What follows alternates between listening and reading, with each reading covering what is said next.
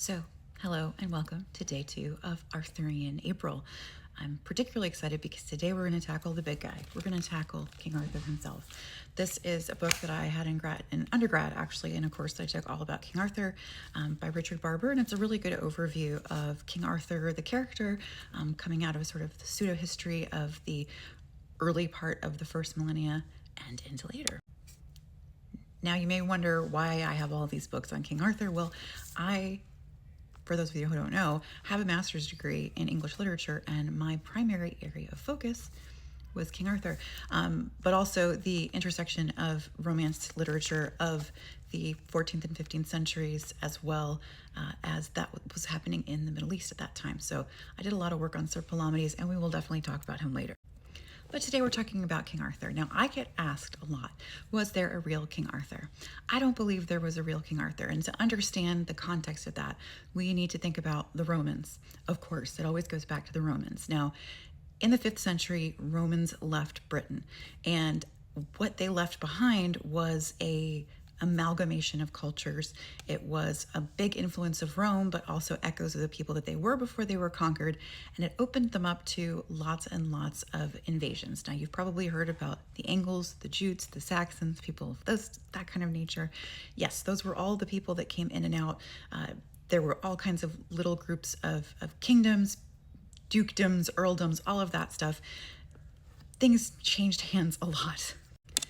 And in that time, you see the first mention of the King Arthur stories. You see that in about the 9th century. So about 300, 400 years later, after Rome leaves, we get the first mentions of King Arthur in some of the very, very early quasi-historical. And I'm calling them quasi-history because you've got to understand at this time, the written word and the oral tradition are very closely aligned, and there's not a lot of consistency that happens.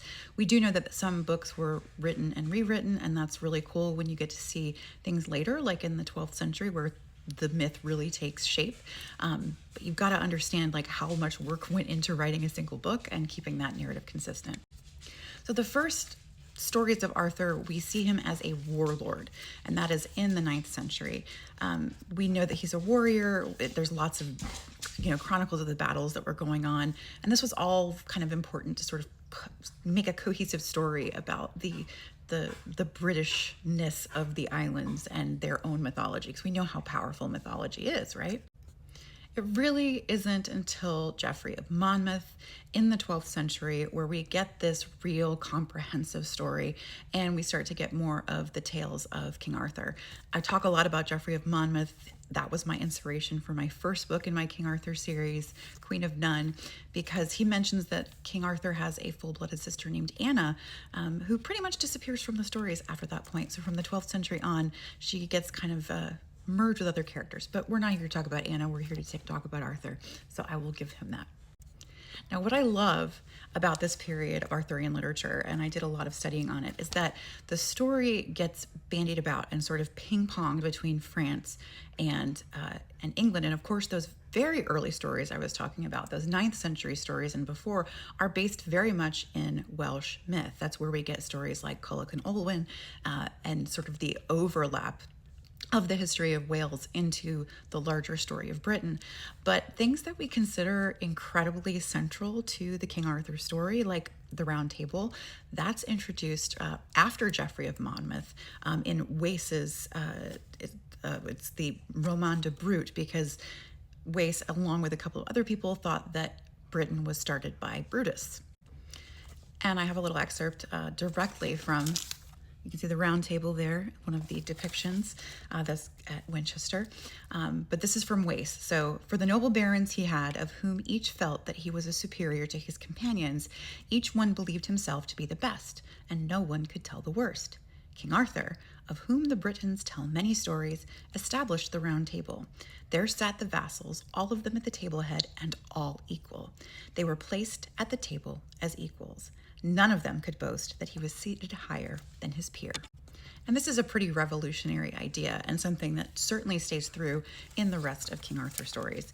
Now, in terms of how Arthur gets to be who he is, from the very beginning, we get the sense that he has perhaps not the most illustrious parentage. That story progressively changes over time and very much gets involved in the Merlin stories. Now, Merlin stories also develop independently and sort of in parallel and then start combining. And you end up with the story of Uther Pendragon, who sees a woman named Igraine, who is a lady of some stature, who is married to a man named Gorlois, and is so taken with her beauty that he convinces Merlin, or Merlin convinces him, there's a lot of back and forth, to transform Uther into the face of Gorlois in order to sleep with Igraine, potentially get her pregnant, while in various versions, Gorlois is taken out and murdered. Pretty brutal, terrible story, given that Igraine is completely part of this in a non-consensual way. Magic is used against her, but hey, if we're going to get the future king of Britain and everything's going to be fine, what's one more woman, right, in the aftermath? Lots of sarcasm here in case you didn't notice that.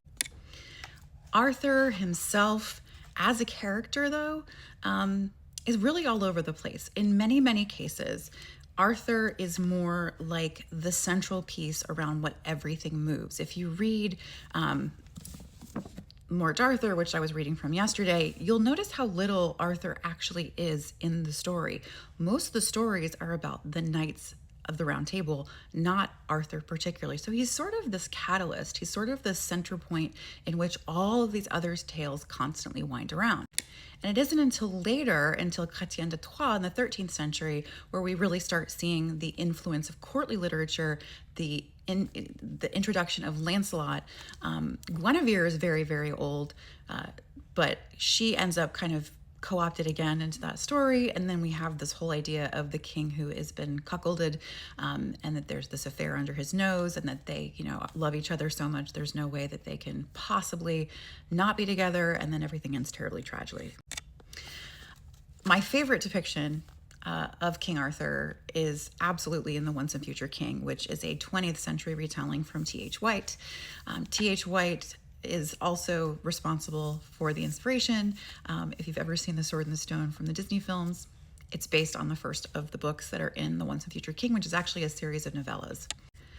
What's beautiful about Arthur is he starts off with the nickname Wart, and he's very much this foundling.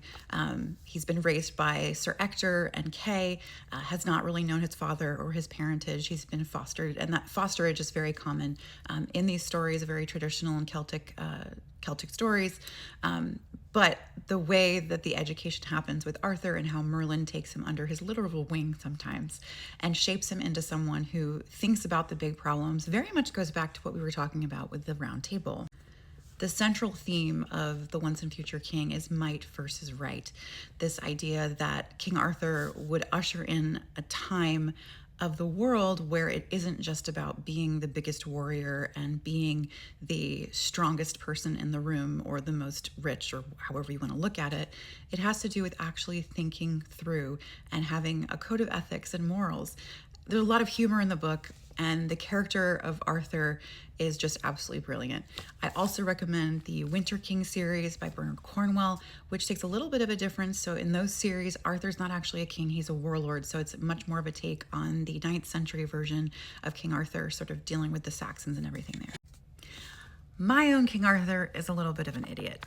And when I was writing my series, I was thinking a lot about how I wanted to portray Arthur, because one of the most important components in my trilogy is how often women are absolutely put into positions of horror, reduced to nothing but bodies to have babies, and kept to the margins of the world. And rather than have Arthur be 100% knowing how bad his decisions are, I kind of kept him as a simple man. I mean, even Gawain in my stories, who's not the brightest bulb, kind of says, his uncle is not a genius exactly. But when you get to the third book, which will be out this June, you'll find that, Arthur's not always as simple as he seems. So anyway, I hope you enjoy this little tour of the person of King Arthur and a little bit of an adventure through history.